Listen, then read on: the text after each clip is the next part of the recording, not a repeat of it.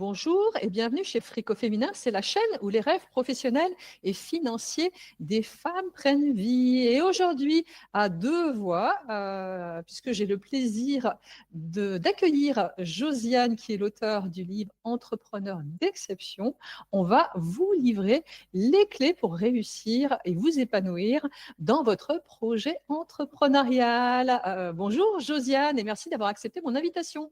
Merci à toi de m'avoir invitée. Mais avant de passer à cette interview, je vous invite à télécharger votre cadeau dans la description, les 6 secrets de ta liberté financière. Alors justement, Josiane, on ne naît pas entrepreneur, on le devient. L'entrepreneuriat, c'est un chemin de croissance et de développement personnel aussi. Et ce n'est pas que des questions économiques et des stratégies. Et toi, est-ce que tu peux nous dire justement comment est-ce que tu es venue à l'entrepreneuriat et qu'est-ce qui t'a donné l'envie, l'idée de rédiger cet ouvrage, Entrepreneur d'exception? Oui, alors le contexte de ce livre remonte un peu puisque j'ai eu l'idée d'écrire ce livre il y a 12 ans, au moment où justement je me suis mise à mon compte et je trouvais qu'à l'époque, on manquait beaucoup de rôle modèles. Les entrepreneurs étaient souvent vus comme des Wonder Woman en fait. Il y avait une image très stéréotypée. À l'époque, on ne parlait même pas de charge mentale. Et donc, l'entrepreneuriat était réduit à une logique business, une logique juste de chiffre d'affaires. Et je trouvais que dans les médias, il n'y avait pas de vrais conseils pour aider les femmes. Moi, je ne me reconnaissais pas en fait là-dedans. Et je voulais montrer qu'au contraire, on pouvait réussir à entreprendre, même quand on ne vient pas d'une famille d'entrepreneurs, ce qui est mon cas, même quand on a des petits moyens, ce qui est mon cas, et montrer que c'était possible. Donc, l'objectif de ce livre, c'était de montrer la diversité des profils, montrer des femmes qui entreprennent, et montrer des conseils de la vraie vie, des conseils qui sont concrets, qui sont applicables. Donc ça a été le point de départ. Et un peu plus tard, j'ai eu une chronique dans un magazine qui s'appelle Odyssée, où justement j'écrivais des chroniques sur des femmes qui ont entrepris à toutes les époques, dans tous les domaines, parce que je pense que l'entrepreneuriat est un concept très large, qui n'est pas seulement celui du business.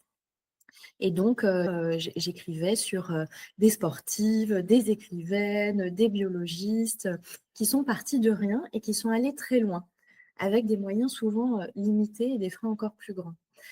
Pourquoi? Parce que moi, ça me rassure tout simplement de voir des femmes comme ça, parce que je me dis, bon, bah, si elle réussit avec tous ces obstacles-là, potentiellement, moi, je peux le faire aussi à mon échelle.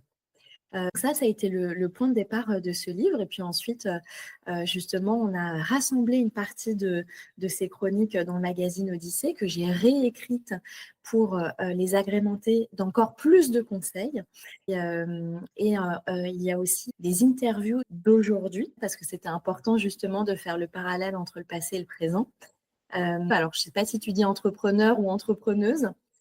En fait, elles sont lauréates du Bold Woman Award et du Bold Future Award, qui sont 2 prix décernés par la maison Veuve Clicquot, qui récompense en fait chaque année des femmes qui entreprennent pour leur impact, pour leur audace, dans le cadre d'un programme qui s'appelle Bold by Veuve Clicquot, et qui soutient justement ce livre et qui soutient l'entrepreneuriat depuis 1972. Et je rebondis justement sur ta phrase, on ne naît pas entrepreneur, on le devient, parce que l'une des femmes que j'ai interviewées dans ce livre s'appelle Céline Lazorte. Alors peut-être que les femmes qui nous écoutent la connaissent. Céline, c'est une entrepreneuse française qui a créé Litchi, Mangopay, qui a cofondé le collectif Sista, qui est investisseuse aujourd'hui. Et lors de son interview, elle m'a dit « Il n'y a pas de gêne de l'entrepreneuriat ». Et ça, c'est très important parce que dans les moments de doute, dans les moments quand on entreprend, on se dit « c'est pas pour moi, j'y arriverai jamais, je n'ai pas le réseau ». Le fait de se dire, ça, en fait, tout ça, ça se construit. Il n'y a pas de gêne de l'entrepreneuriat, on peut y arriver. Ça change la donne, ça change notre regard et notre perception sur nous-mêmes et sur nos capacités. Donc, ce que tu dis est très vrai. On ne naît pas entrepreneur, on le devient. Et c'est justement grâce à tous ces outils, ces méthodes, ces conseils qui sont dans le livre que j'espère pouvoir aider les femmes à entreprendre. Parce qu'en effet, pour moi, c'est un processus. c'est un cheminement. Et il y a beaucoup de facteurs, pas seulement économiques et business, mais il y a aussi la notion du bien-être, il y a aussi les notions psychologiques, de l'énergie, du plaisir que l'on a dans l'activité qu'on lance, de son épanouissement et surtout de tenir sur la durée. L'entrepreneuriat, c'est vraiment un marathon et pas un sprint. Donc voilà, tous ces facteurs-là, en fait, tous ces aspects-là de l'entrepreneuriat, on les retrouve dans le livre et voilà, ça a été le point de départ de tout ça. Alors moi, j'ai beaucoup apprécié ce livre et justement, on a bien la même philosophie. J'ai créé Frico Féminin, moi aussi, pour aider des femmes à tomber ces problématiques de représentation, parce que moi-même, en ayant travaillé pendant plus de 25 ans là, dans les milieux du business, de l'investissement, de l'entrepreneuriat, j'étais plutôt entourée d'hommes. Et quand j'ai vu arriver les femmes sur ces sujets, alors l'investissement, elles ne sont pas encore nombreuses, mais sur les sujets liés au business, eh bien, j'ai vu qu'il y avait une manière de voir les choses et de grandes disparités entre la vision des femmes et la vision des hommes. Et notamment, c'était accentué par le fait qu'on avait du mal à se reconnaître dans les standards de représentation qu'on nous renvoyait par rapport à ça. Hein. Moi, j'aime bien dire, je suis une maman avec les yeux qui brillent et j'ai plutôt tendance à interviewer des femmes simples, authentiques. Notre objectif, c'est plutôt d'avoir un bel équilibre de vie, plus de liberté, de transmettre des bonnes valeurs à nos gosses et d'avoir un impact positif sur la société et pas forcément d'aller chercher de la performance, ainsi de suite. Et ben oui, en standard de représentation et dans les médias classiques, aujourd'hui, on le voit, les disparités sont encore un petit peu partout. Alors certes, les femmes maintenant dans l'entrepreneuriat, c'est à peu près 40% des entrepreneurs. Par contre, c'est des plus petites entreprises parce que elles partent avec de petits moyens et s'autorisent, moins quelque part, à aller lever des fonds, faire grossir leur boîte et à sortir de la logique de l'auto-entrepreneuriat, qui est plus une logique de salariat qu'une logique réellement d'entrepreneur et d'investir dans un business qui grossit avec le temps. Ça s'apprend en fait, ça, justement, à développer cette logique. C'est pas forcément ce qu'on nous a transmis, et notamment parce que nos mamans étaient peu nombreuses à être entrepreneurs et investisseuses. Je rappelle qu'en France, les femmes n'ont eu le droit de gérer leur argent librement qu'à partir de 65. Moi, c'est la génération de ma mère. Donc finalement, les femmes de ma génération, on est les premières, entre guillemets, à pouvoir le faire. La question, c'est plutôt de savoir est-ce qu'on se l'autorise aujourd'hui, et on se l'autorisera plus facilement parce qu'on en connaît autour de nous dans lesquels on peut se projeter, qui nous ressemblent et qui ont réussi à le faire simplement, tranquillement, avec leurs valeurs. Et forcément, on ne peut pas toujours se reconnaître dans les standards qu'on nous renvoie sur ces sujets, que sont des sujets où aussi la réussite nous est présentée avec des standards très masculins. Je pense que les femmes, pour beaucoup, nous n'avons pas les mêmes standards. Alors justement, je te propose qu'on passe désormais aux clés qu'on pourrait transmettre sur les sujets principaux qui pourraient bloquer les femmes pour les aider à avancer et à s'en sentir mieux dans leur projet entrepreneurial, parce que votre entreprise, elle est aussi là pour soutenir votre vie et vos besoins d'épanouissement. Et la première des choses, c'est notamment cette réflexion qu'on a sur notre propre définition de la réussite. Moi, je sais que chez les personnes que j'accompagne, je les fais se projeter, et ça aussi, il y a des femmes, on ne nous a pas forcément appris à nous projeter. On le voit, la génération d'avant, c'était plutôt les papas et les papis qui parlaient projection, là où les mamans géraient le quotidien et les enfants. Et ça retransparaît, je le vois dans les projets entrepreneuriaux des femmes, où elles sont plutôt dans une réflexion sur l'action au quotidien et pas forcément sur la prospection et pas forcément sur l'idée de se dire quelle est la vie que j'ai envie d'avoir et mon business doit servir ça. Est-ce que ça, justement, tu l'as aussi observé? Oui, tout à fait. C'est tout à fait vrai ce que tu dis. Souvent, les femmes minimisent à la fois leurs capacités et leur projet entrepreneurial. Le nombre de fois où j'ai entendu « Ah, mais moi, je fais un petit projet, hein, c'est pas… » Et pourquoi c'est un petit projet, en fait? Un projet, c'est un projet. C'est très important, en fait, d'avoir un projet dans tout ce qu'on va déployer en termes d'énergie, de travail, d'effort, d'investissement. Il n'y a rien de petit là-dedans.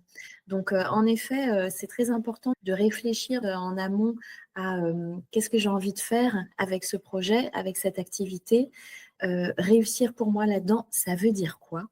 Et en quoi est-ce que ces facteurs-là de réussite sont personnels et uniques? Parce que souvent, en effet, on calque des conditions qui sont très standards et qui ne nous appartiennent pas. Et je pense que ce n'est pas ce qui nous rend heureux ni épanouis. Donc, en effet, avoir ce temps d'introspection et de réflexion sur la réussite, qui peut bien sûr évoluer au fil du temps, ce n'est pas quelque chose de figé, Mais il y a un vrai sujet là-dessus, c'est sûr. Ouais. C'est pas uniquement le niveau de chiffre d'affaires de votre entreprise ou le fait d'avoir des clients, mais c'est d'y trouver du plaisir. C'est d'assurer un équilibre dans votre vie et savoir l'impact que vous voulez avoir. Vous pouvez tout avoir. Je le vois dans les croyances inconscientes qui nous empêchent des fois d'avoir la vie qu'on a envie d'avoir. Alors certes, il faut prendre des décisions rapides, faire des choix, mais c'est pas forcément un renoncement.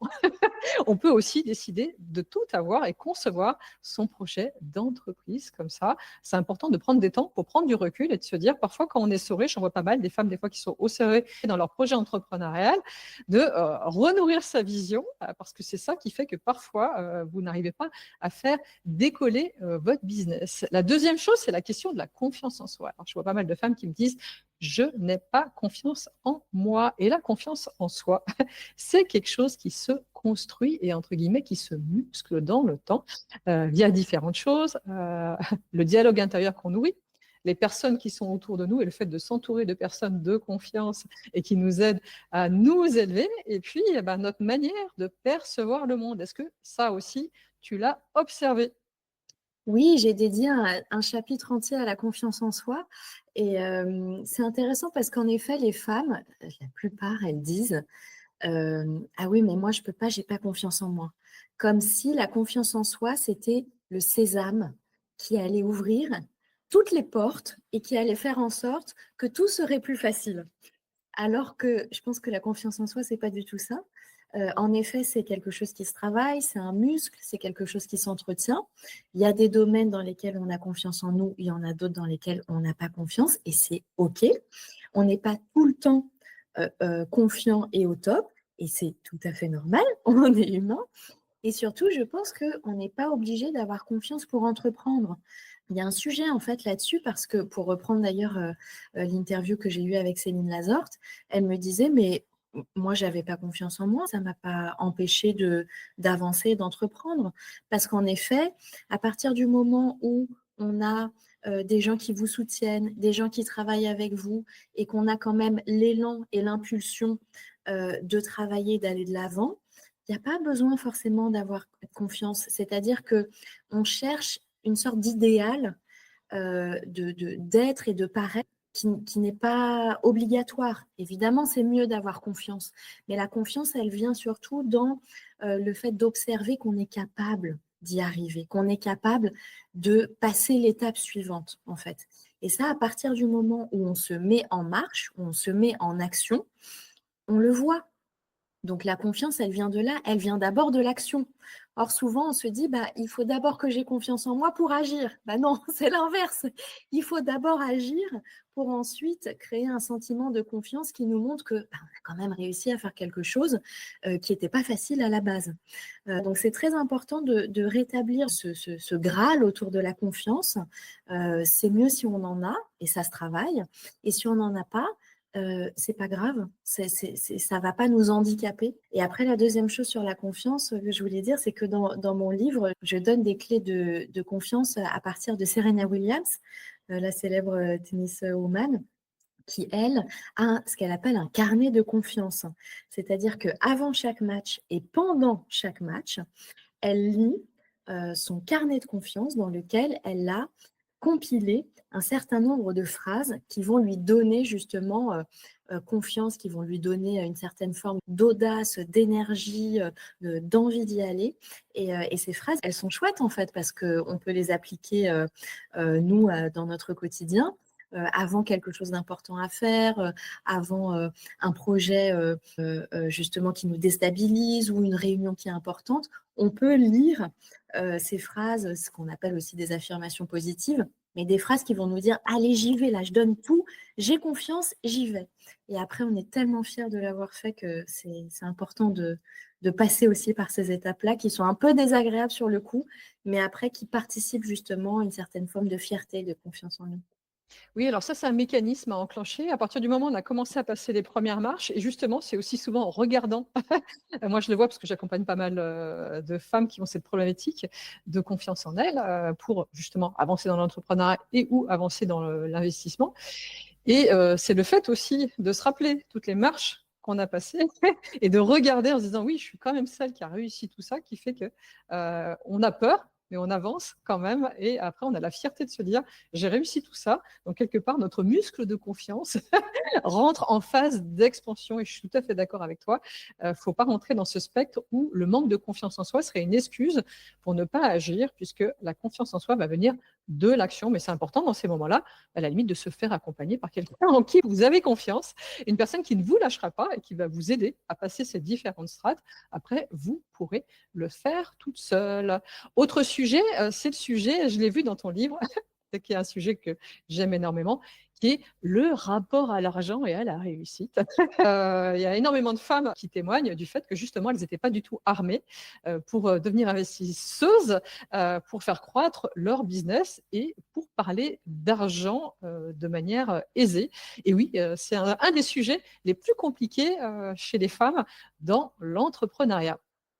Oui, j'ai vu beaucoup d'entrepreneuses qui, ne se payent pas, qui ne cherchent pas à être rentables et qui, comme on l'a dit, minimisent leur projet en disant que c'est un petit projet. Et en fait, à travers ça, elles minimisent aussi leur capacité, leur impact, leur pouvoir, leur place dans l'écosystème. Mmh, et moi, je voudrais leur dire qu'elles sont tout à fait capables d'être indépendantes financièrement. Clairement, il y a un immense tabou autour de l'argent et aussi dans l'entrepreneuriat féminin. Et je pense qu'il est très important de dire aux femmes que, elles peuvent chercher à gagner de l'argent, à avoir un projet qui est rentable et c'est très important pour la pérennité du projet. Parce qu'un projet qui démarre et qui ne l'est pas, au début, d'accord, mais un projet qui ne le devient pas, au bout d'un moment, il est obligé de s'arrêter. Donc en fait, il ne faut pas mettre ces aspects-là sous le tapis, ce qui est aussi souvent le cas. C'est-à-dire que les femmes se lancent et elles consacrent beaucoup de temps et d'énergie au marketing, à la communication, aux réseaux sociaux, et cetera, et cetera. Et puis elles se disent: «Bon, bah, tout ce qui est, compta et rémunération, on verra plus tard». La deuxième chose que je vois, c'est qu'elles se font passer toujours en dernier et notamment avec l'argent. Elles payent les autres, ou elles réinvestissent dans leur entreprise et elles ne se payent pas. Mais pourquoi? C'est très important de se payer. Au contraire, c'est ce qui fait aussi que vous allez pouvoir tenir sur la durée, que vous allez pouvoir être indépendante financièrement. Donc tout ça, en effet, on l'évoque dans le livre parce que c'est un sujet qui, je pense, qui détruit en fait beaucoup d'entreprises et de carrières féminines et il n'y a pas de raison qu'elles ne se payent pas. La troisième chose, c'est que je pense qu'il faut investir en soi. C'est en vous. Vous êtes le facteur le plus important. Donc, bien sûr que vous allez investir dans votre entreprise, mais il faut aussi investir dans, je ne sais pas, des formations, par exemple, qui sont importantes pour vous, dans du coaching, comme tu l'as dit, pour avoir un soutien, pour pouvoir aller de l'avant.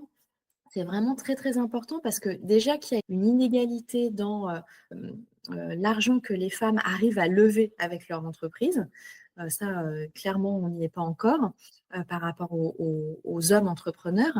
Donc, si elles-mêmes, en plus, elles ne se payent pas, elles ne cherchent pas la rentabilité, elles minimisent leur capacité et leur impact, on ne va pas s'en sortir. Donc, il faut qu'elles le fassent pour elles, il faut qu'elles le fassent pour l'écosystème aussi, et aussi pour toutes les générations suivantes qui les regardent. Toutes les femmes qui entreprennent, elles sont des modèles en fait pour les autres. C'est très important parce qu'elles ne le voient pas forcément, mais moi je le vois. Chaque femme qui entreprend, elle a une place et un pouvoir et une puissance immense dans ce qu'elle va refléter et en quoi est-ce qu'elle va aider en fait d'autres femmes à les inspirer et à leur montrer qu'on peut y arriver. Donc cette notion d'argent, elle est vraiment fondamentale. Il ne faut pas passer à côté de ça. Oui, alors comme justement c'est un sujet qui est extrêmement tabou chez les femmes et que inconsciemment en France, on associe depuis toujours la féminité au don, aux soins et à la gratuité. Les femmes ont du mal à recevoir et à recevoir en abondance et à se faire passer avant les autres. Pourquoi? Bah, parce que depuis des générations, elles s'occupent gratuitement des uns et des autres.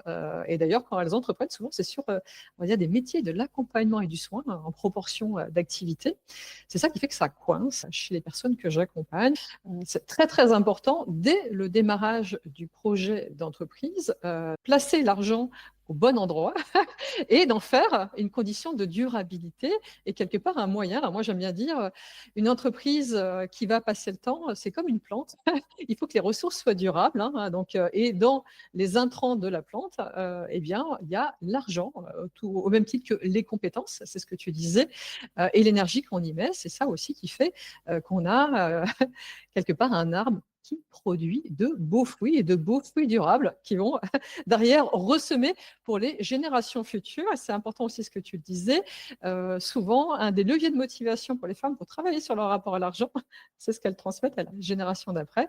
Et c'est notamment de transmettre à leurs filles ou à leurs fils des croyances et une manière d'agir qui est différente de celle qu'elles ont pu recevoir de leurs parents. Autre chose, on parlait de la question de l'énergie. Et oui, la question de la santé, de l'équilibre et de l'énergie, eh ben, c'est quelque chose qui est très, très présent dans les préoccupations des femmes. Alors moi, j'ai passé toute une partie de ma vie à accompagner aussi des hommes sur ce sujet-là, et ça revenait très, très peu dans les discussions, alors que les femmes, justement, ont très peur de sacrifier les relations, de sacrifier leur énergie dans leur business. Et j'en vois parfois qui viennent à l'entrepreneuriat, on va dire autour de la quarantaine, après une phase d'épuisement professionnel dans le salariat. Et souvent, elles peinent à positionner leur énergie et leur épanouissement. Et elles restent branchées sur ce canal de entrepreneuriat égale travailler dur et mériter. Oui, alors l'énergie, pour moi, c'est un sujet clé. C'est vraiment très important et en effet, parfois c'est un peu mis sous le tapis parce qu'on se dit oui, mais bon, c'est un détail, alors que pas du tout. Prendre soin de soi, ce n'est pas optionnel en fait.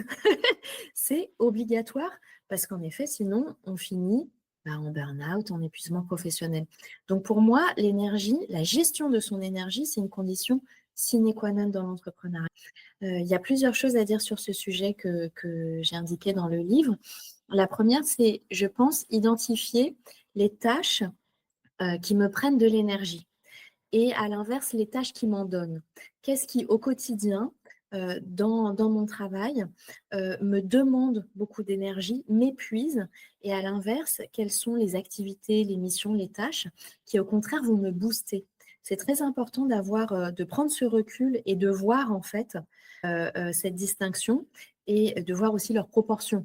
Parce que si vous lancez un projet et que vous ne faites que des tâches quasiment au quotidien qui vous prennent énormément d'énergie, qui vous épuisent, ça ne va pas.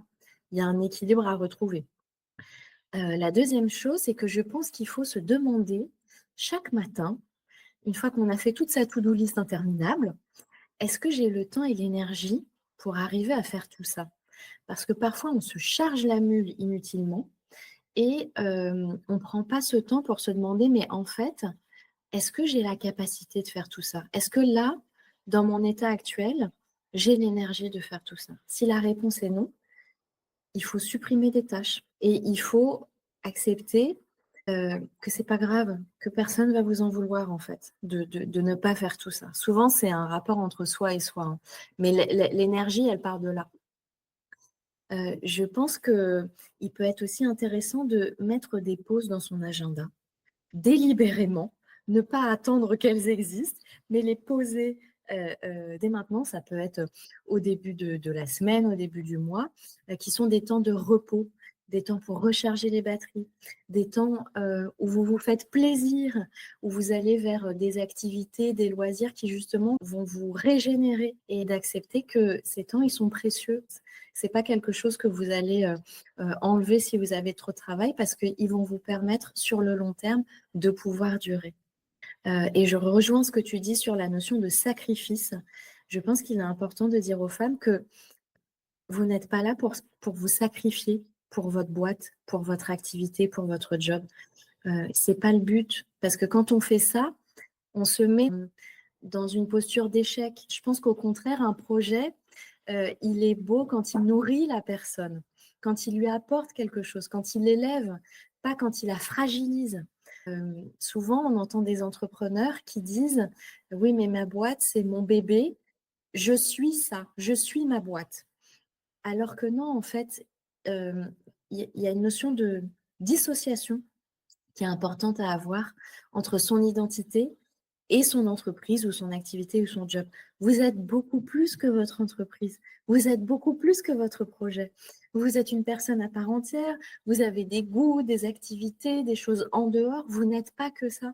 Et ça, je pense que dans la gestion de l'énergie, c'est aussi important de garder cette petite aide en mémoire pour éviter de ramer, de se surcharger inutilement et de toujours avoir un espace en fait qui va nous régénérer, qui va nous rebooster, qui va faire en sorte on va pouvoir tenir et avoir du plaisir surtout à travailler. C'est quand même ça le plus important dans la vie, c'est qu'il faut qu'on ait du plaisir à faire tout ça en fait. Et oui, et ça, c'est aussi important, c'est de nourrir sa vie de passion, de choses qui nous épanouissent et qui nous font kiffer. Moi, je vois pas mal de personnes qui sont essorées, pas à cause de leur planning, c'est véritablement parce qu'elles ne prennent plus plaisir et s'obligent à faire des choses qui ne vont pas.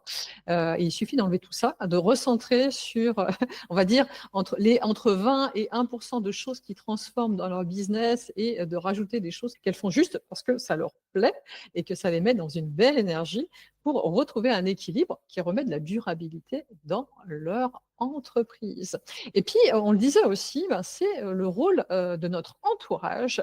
Il y a plein de personnes qui pensent qu'il est extrêmement noble de réussir toute seule. Ça, c'est un peu le syndrome de la bonne élève qui a des bonnes notes toute seule à l'école. Dans l'entrepreneuriat, ce truc-là ne fonctionne pas. Ça va vous mettre à genoux. C'est extrêmement important de bien s'entourer personnellement, c'est-à-dire dans sa vie personnelle, d'avoir des personnes qui ne nous mangent pas notre énergie, mais qui nous amènent plutôt de la paix intérieure et qui nous soutiennent en tant que femme, d'organiser sa vie familiale pour pouvoir se dégager du temps pour son business. Et puis, c'est également avoir un réseau de soutien pour évoluer. On est poreux aux relations. Elles nous élèvent autant qu'elles peuvent nous plomber, entre guillemets. C'est extrêmement important de réfléchir en ces termes-là.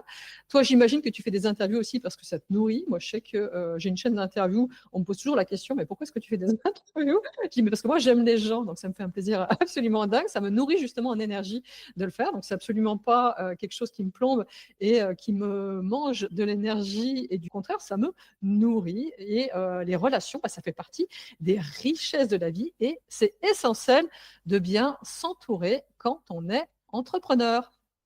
Bah oui, tout à fait. Je pense qu'il est important de rappeler qu'en effet, on ne va pas y arriver toute seule.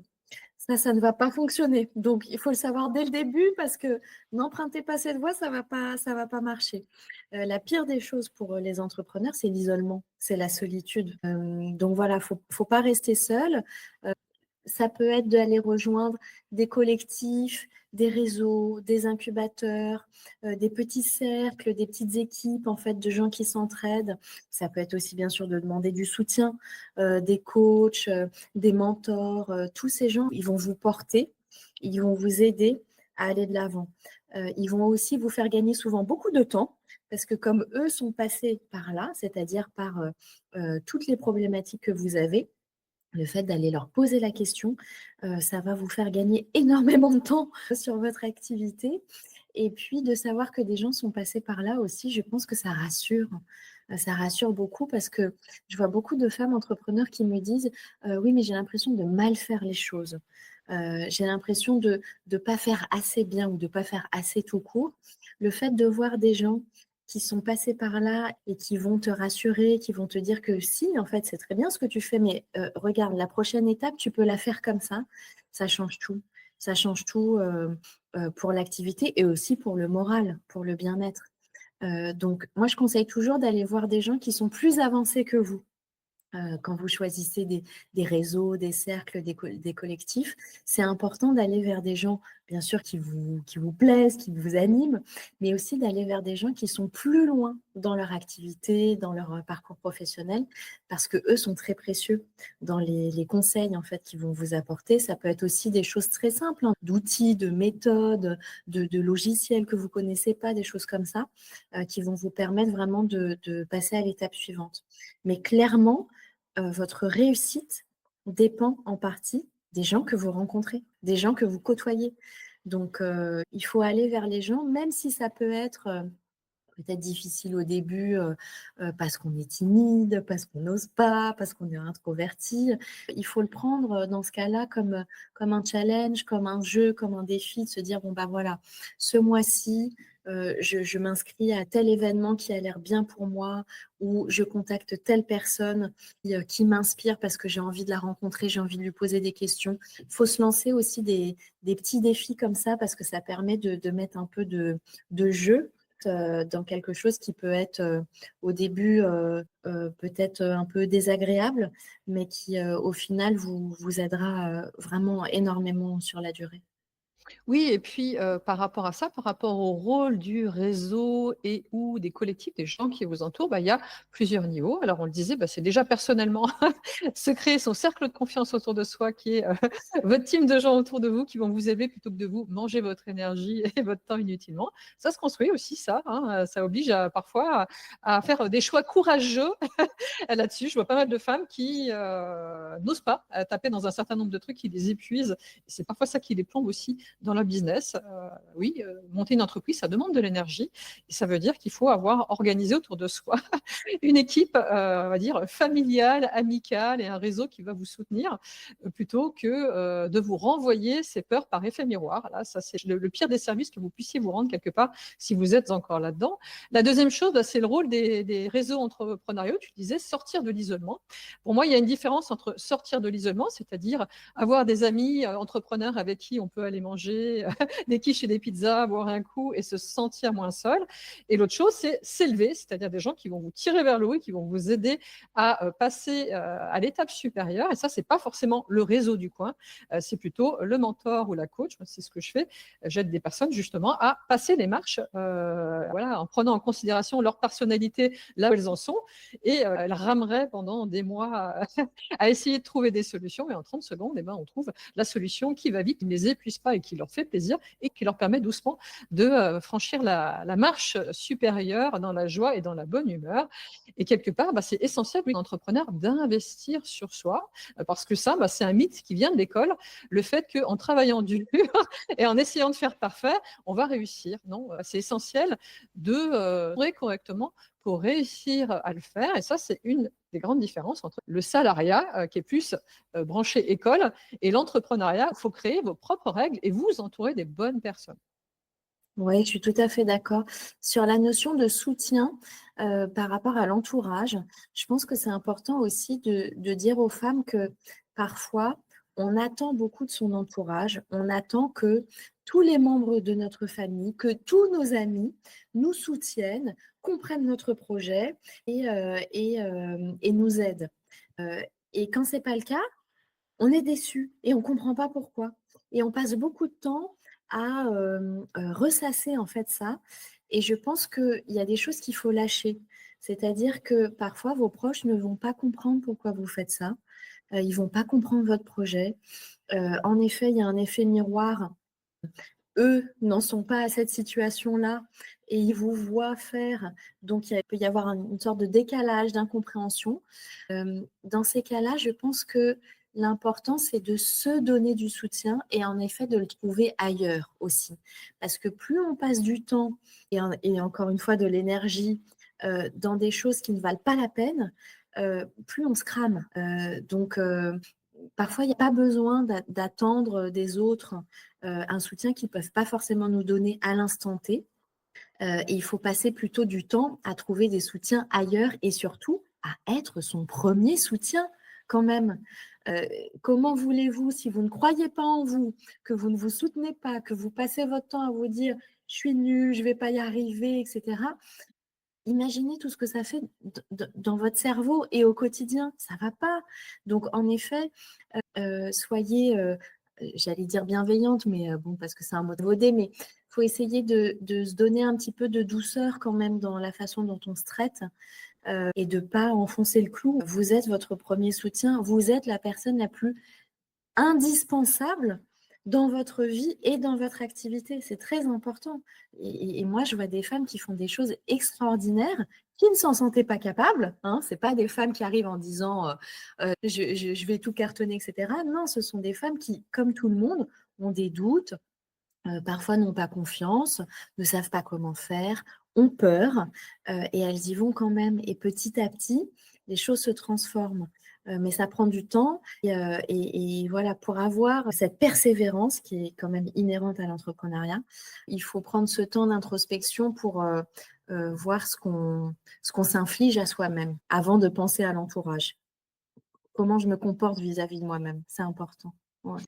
Eh ben, je te remercie parce que je pense qu'on va en avoir inspiré beaucoup. Du coup, je vous rappelle, ce livre, Entrepreneur d'exception aux éditions Erol. Je vous mettrai aussi, le lien dans la description de cette interview pour pouvoir le retrouver. On te retrouve également sur les réseaux? Sur Instagram, sur LinkedIn, j'ai mis mon mail à la fin du livre pour, créer une sorte de chaîne de l'audace justement, pour, inviter les femmes à partager, leur audace puisque l'audace est un des piliers du livre, qui est justement inspiré par Nicole Clicquot-Ponsardin, dit la veuve Clicquot et qui fait partie des projets des femmes et donc voilà, il y a toute une partie où on peut se partager aussi, nos audaces pour ne pas rester seule encore une fois pour s'entraider, se soutenir. Bon, et n'hésitez pas à nous laisser un commentaire également dans la description, pour réagir par rapport à tout ce qu'on vous a partagé aujourd'hui et puis, nourrir nos réflexions pour pouvoir en accompagner d'autres. Je te remercie encore Merci beaucoup Ophélie, merci à toi. et je vous dis à très bientôt.